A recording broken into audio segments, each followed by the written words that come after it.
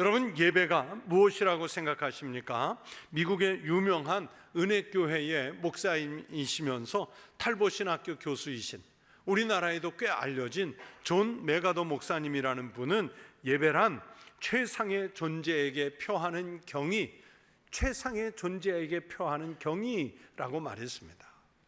즉 최상의 존재에게 존경, 경의, 찬양, 영광을 다 쏟아 부어드리는 것을 예배라고 말합니다. 이 정의를 좀 더 쉽게 해석하면 예배라는 개념은 사람이 존경, 경외감을 가지고 최상의 존재 앞에 엎드려 절하다, 이런 뜻을 가집니다.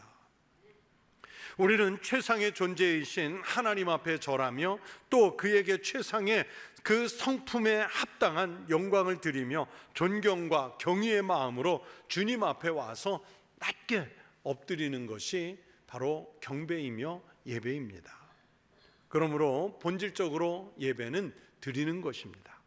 하나님께 경의와 존경을 드리는 것입니다. 그것이 그리스도인들이 주일에 함께 모이는 이유이며 공예배를 정해서 우리가 모이는 이유입니다. 우리는 설교자나 성가대에 있는 사람들에게 존경을 드리기 위해서 모이지 않습니다. 우리는 하나님께 존경을 드리기 위해서 모입니다. 우리가 주님을 예배하기 위해서 함께 모였을 때 우리는 주님으로부터 무엇을 얻을까, 빼낼까 하는 것이 아니라 우리가 과연 무엇을 드릴까 하는 것에 초점을 맞추어야 합니다. 예배는 그렇게 하나님께 드리고자 하는 간절한 소원의 표현입니다. 그리고 그것은 우리 자신, 우리 마음의 태도, 우리의 소유물 전부를 드리는 것을 포함합니다. 여러분, 앞에서 조금 말씀드린 존 메가더 목사님은 영생은 예배에 의하여 결정된다라는 말도 했습니다. 이 정의는 성경적으로 특별히 오늘 본문 말씀에 비추어 보면 확실히 맞습니다. 여러분, 우리 그리스도인들에게 예배는 생활에, 여러 가지 일상의 생활에 추가되는 것이 아닙니다. 예배는요, 내 생활의 삶의 핵심입니다. 받으실 만하게 하나님을 예배하는 사람은요 영생에 들어간다고 성경이 말씀해요. 그러나 받으실 만하게 하나님을 예배하지 않는 사람은 영원한 죽음에 들어갑니다. 삶과 죽음, 영생과 영멸의 그 경계선에 예배가 있기 때문에, 그래서 예배가 우리를 살리고 죽이는 핵심이에요. 그냥 내 일과 속에 일어나는 하나의 의식이 아니라 핵심이라는 말입니다. 오늘 우리 교회에서 이렇게 많은 분들이 함께 모여 예배를 드리지만 여러분, 이 속에는 두 가지의 예배자만 존재합니다. 받으실 만한 예배자이거나 하나님께서 받으실 만하지 못한 예배자, 이렇게 두 종류입니다. 너무나도 많은 사람들이 받으실 만하지 못한 예배를 드립니다. 하나님은 오늘 23절 말씀에서 분명하게 말씀하지요. 감사로 제사 드리는 자가 나를 영화롭게 하나니. 그리고 이어서 또 말씀합니다. 그의 행위를 옳게 하는 자에게 내가 하나님의 구원을 보이리라. 말씀대로 감사로 예배를 드린다는 것은 받으실 만한 마음을 준비해서 드리는다는 뜻이에요. 그의 행위를 옳게 한다는 말씀은 예배에 그냥 건성건성 형식적으로 참여해 있는 것이 아니라 온 힘을 다해 올바른 예배의 행위를 하나님께 드린다는 뜻입니다. 하나님이 받으실 만한 예배를 드리는 사람에게 보세요, 오늘 성경은 하나님의 구원을 보이시겠다고 말씀하 주시고 있지 않습니까? 우리 성도들의 예배가 감사로 드리는 제사이기를 바랍니다. 예배의 행위가 하나님으로부터 옳다고 인정을 받는 예배이기를 축원합니다. 그렇게 바른 예배를 통해서 구원의 축복을 누리는 은혜가 여러분과 함께 하시기를 축원합니다. 그런데 모두가 다 그렇게 했으면 좋겠는데, 예배를 드릴 때 자기 방식대로, 자기 이해하는 신앙대로, 자기 기준에 맞추어서 예배를 드리는 사람들이 종종 있어요. 그 예배는 하나님께서 받지 않으시죠. 예를 들면, 자, 광야에서 모세가 시내산에 기도하러 40일간 들어가 있었잖아요. 그런데 백성들 입장에서는 지금 하나님이 보이지 않아요. 자기네들을 광야길로 인도하던 지도자 모세가 보이지 않아요. 당혹스러운 상황이죠. 그랬을 때 이스라엘 백성들은 아론의 지휘 아래 금송아지를 만들어서 그것을 여호와라 이렇게 이름 정해놓고, 이분이 우리를 애굽에서 나오게 하셨고, 이분이 광야길을 가게 하셨고, 이분이 우리에게 많은 기적을 베풀었다. 자, 이들은 그 금송아지를 만들기 위해 자기들의 금부치 제사를 내놓았죠. 신앙 고백 제대로 했죠. 그러나 여러분, 그 제사가 과연 옳은 제사였을까요? 이 장면에 대해서 하나님이 분노하시잖아요.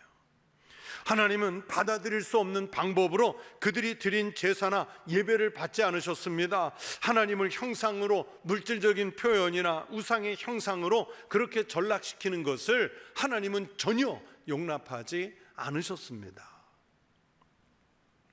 대제사장 아론의 두 아들 나답과 아비후가 제사장의 직분을 받아서 처음 예배 제사를 인도하는 날 어떤 일이 있었느냐? 각기 향로를 가져다가 여호와께서 명령하시지 아니하신 다른 불을 담아 여호와 앞에 분향하였더니, 즉 자기들 나름대로 자기들 생각대로 힘써 정성껏 제사를 지냈다는 얘기예요. 하나님께서 진노하셨습니다. 자기들 마음대로 드렸고, 그랬더니 하나님께서 진노하셨고, 그 결과가 어떻게 됩니까? 불이 여호와 앞에서 나와 그들을 삼킴에 그들이 여호와 앞에서 죽은지라. 자기들 마음대로 드린 제사, 아무리 정성이 들어가 있고 힘써 한 것 같아도 그 결과는 죽음인 거예요. 하나만 더 예를 들겠습니다. 사무엘상 13장에 보시면 사울 왕이 제사장 사무엘이 아직 전쟁터에 도착하지 않았는데도요, 백성들이 동요하고 흩어지기 시작하니까 스스로 왕이 제사장이 돼서 하나님 앞에 제사를 드리지 않습니까? 사무엘이 도착해서 그 장면을 보고 왕을 질책을 합니다. 왕이 망령되이 행하였도다. 왕이 왕의 하나님 여호와께서 왕에게 명하신 명령을 지키지 아니하였도다. 왕의 나라가 길지 못할 것이라. 여러분, 사울 왕은요, 대충 드린 제사가 아니었어요. 힘써서 드렸고요. 그러면서 모든 제물들 중에 정말 으뜸에 왕에게 바쳐진 진상품을 가지고 제사를 드렸단 말이에요. 그러나 그 힘써드린 제사가 하나님 기준에 부합한 것이 아니었기 때문에 사무엘에게 책망을 들었고, 그 책망대로 사울 왕가는 사울 왕 당대의 왕으로서 끝나버리고 말지 않습니까?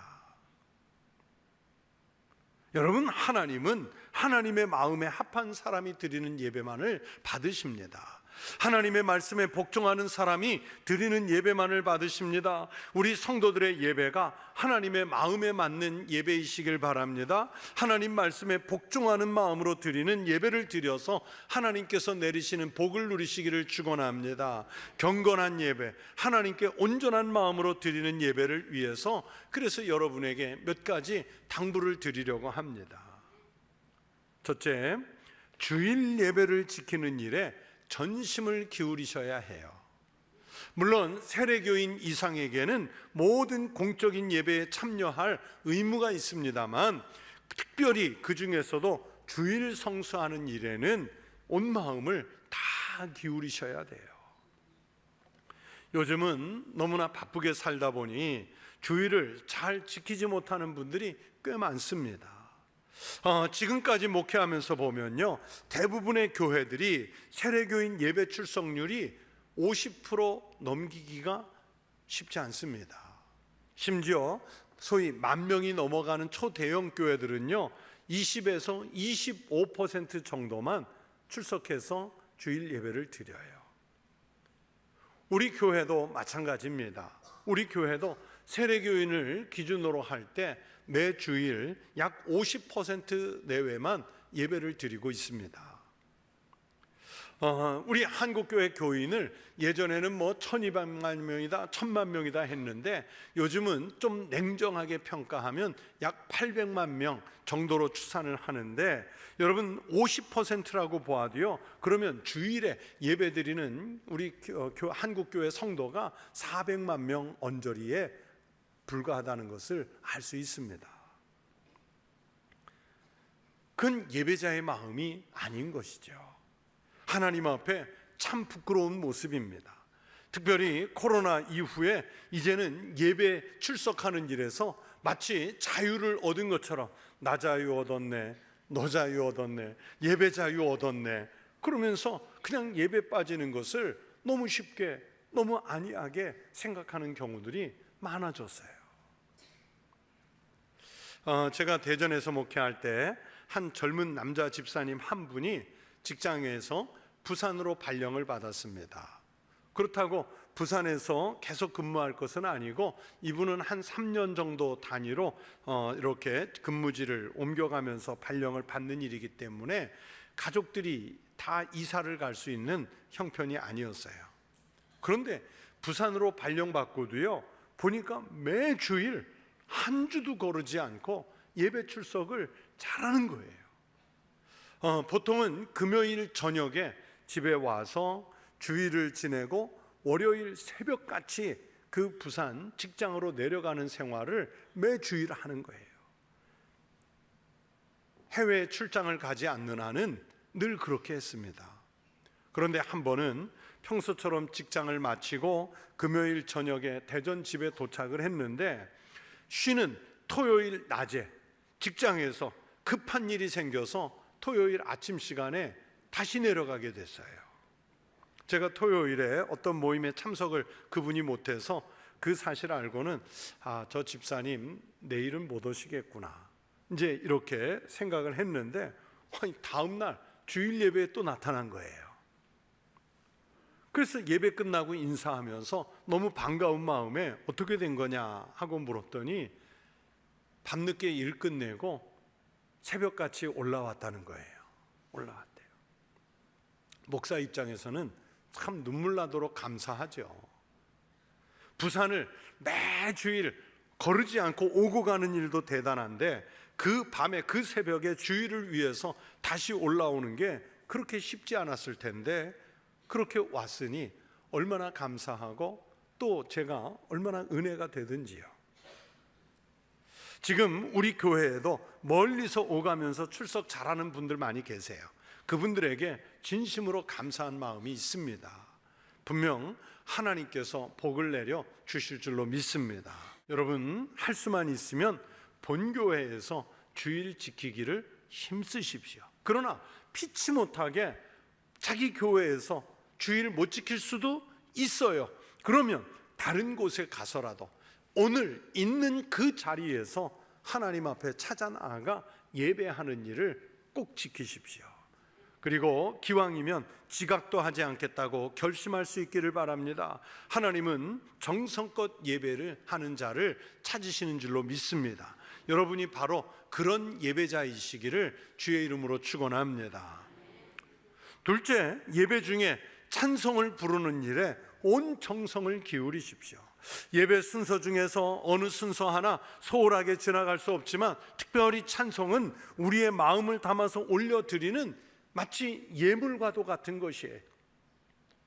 가끔 찬송을 부를 때 제가 이런 생각을 해봅니다. 보통 대중가요는 2절로 구성되어 있잖아요. 그런데 우리가 찬송을 부르면 3절 흔하고 4절도 흔하고 또 간혹 보면 5절, 6절짜리도 있어요. 그러면 정말 내 안에 은혜가 있고 감사가 넘칠 때는 찬송이 짧게 느껴지는데, 은혜가 메말라 있을 때는요 3절은 뭐 그렇다 치고 그 기분이 좋은데 5절이 나오고 6절이 나오면 도대체 우리 목사님 무슨 생각으로 이 찬송을 부르시지? 그러면서 막 지루한 거예요. 그냥 대충 따라 부르는 거예요. 여러분, 그러면 이런 상태는요, 이건 신앙이 뭔가 제동이 걸리는 거죠.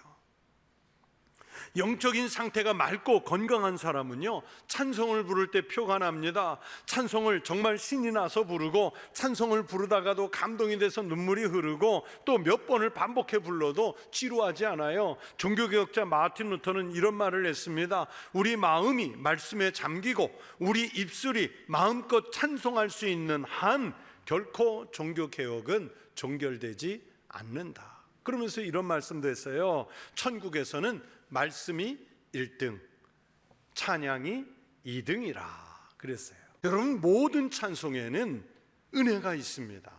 감동이 있습니다. 찬송에는 힘을 주는 능력이 있는 줄로 믿습니다. 이런 값진 찬송을 건성으로 생각 없이 부른다면 그건 좋은 예배가 아니지요.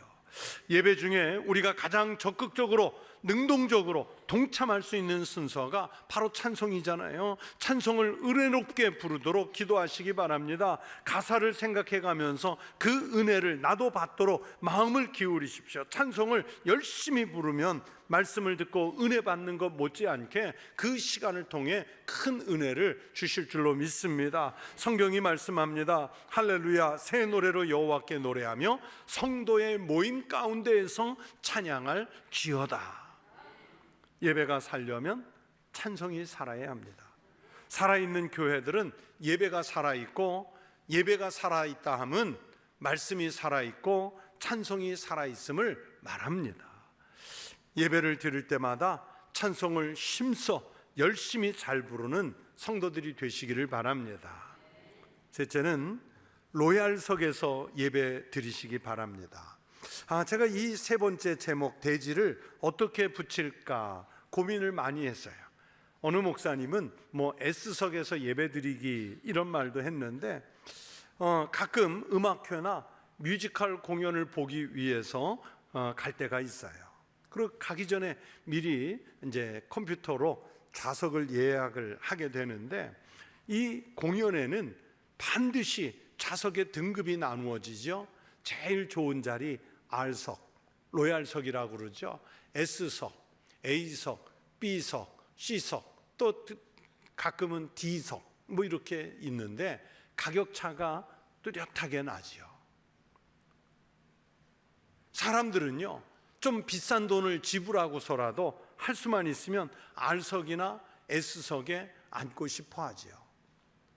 왜냐하면 어느 자리에 앉느냐에 따라서 연주하는 분들의 표정이 볼 수가 있고, 또 어느 자리에 앉느냐에 따라서 그들이 연주하는 음질의 차이가 확연하게 달라지기 때문입니다.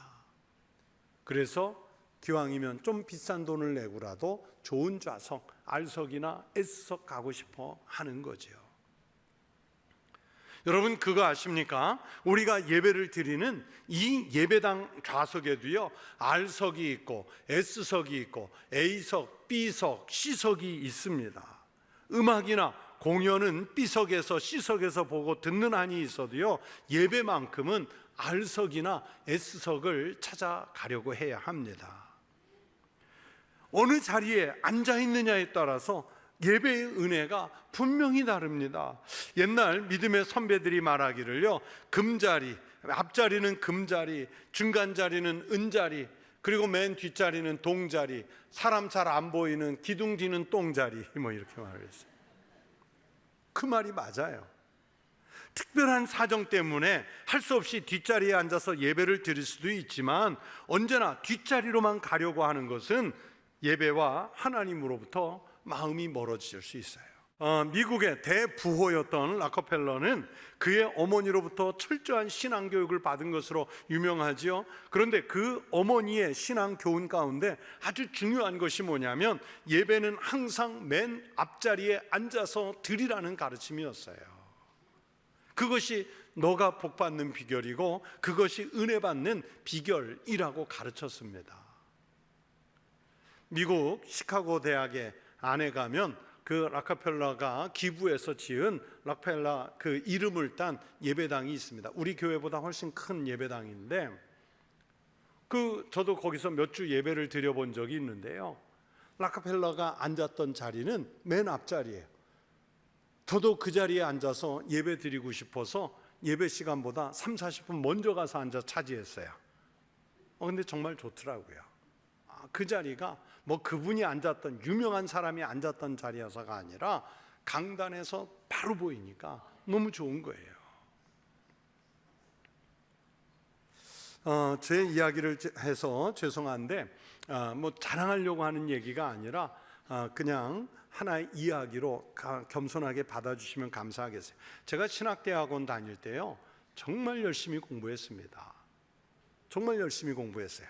6학기 내내 3년 내내 우리 그 동기가 신대원생이 한 400명 8대1, 9대1의 경쟁률을 뚫고 들어온 학생들이거든요. 그 400여 명의 학생 중에 제가 늘 1, 2등을 다퉜어요. 뭐 별로 놀라지를 않는 것 같아. 뭐 1등은 아무나 하는 것처럼.